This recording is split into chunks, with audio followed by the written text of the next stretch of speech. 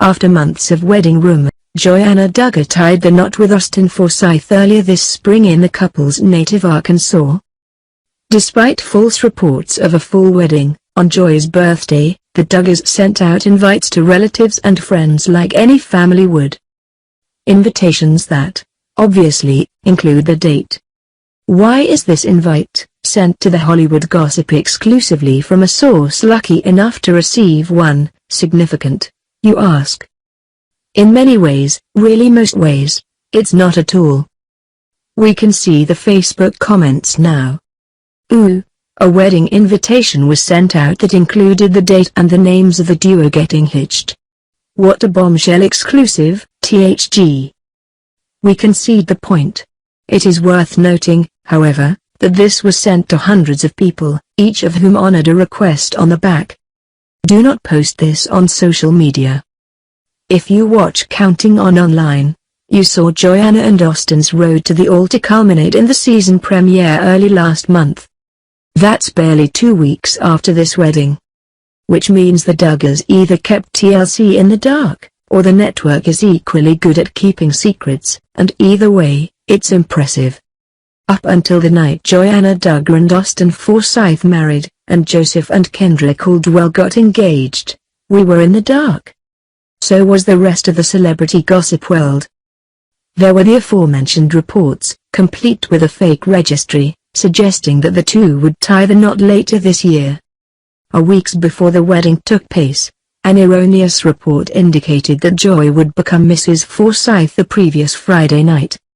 Some critics, including our source, who wishes to remain anonymous, say this is just a classic example of deceit by Jim Bob Duggar.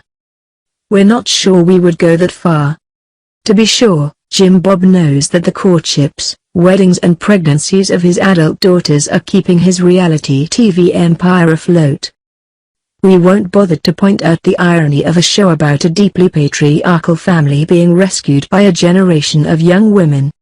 To be sure, JBD will shamelessly attempt to choreograph the release of details, most notably photos and videos, from such milestones. Still, he's hardly the first person to use public interest in his family to get paid, nor would he want to sabotage his daughter's wedding.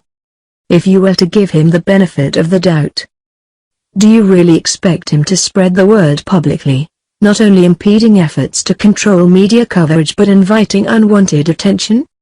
Controversial as they are, the Duggar family could easily become targets of unwanted paparazzi, even protesters or deranged fans. Not exactly a dream come true for Joy, is it? Some Jim Bob detractors believe he is motivated by riches, fame and public perception more than the religious views he vocally espouses. That very well may be the case. Many of his actions through the years would support that argument. We're just not sure guarding Joanna's wedding date qualifies. At the end of the day, we're just surprised he was able to guard it so successfully, all while mailing invites out like any father of the bride. Perhaps his biggest asset is Northwest Arkansas.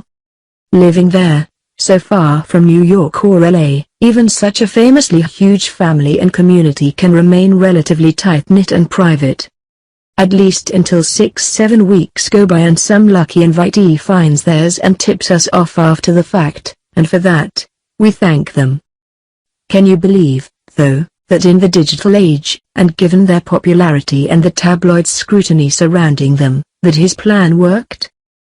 Love him or loathe him, what a big win for JBD. Maybe keeping all the kids off of Instagram and other social media platforms until they get engaged is even more diabolical than we thought.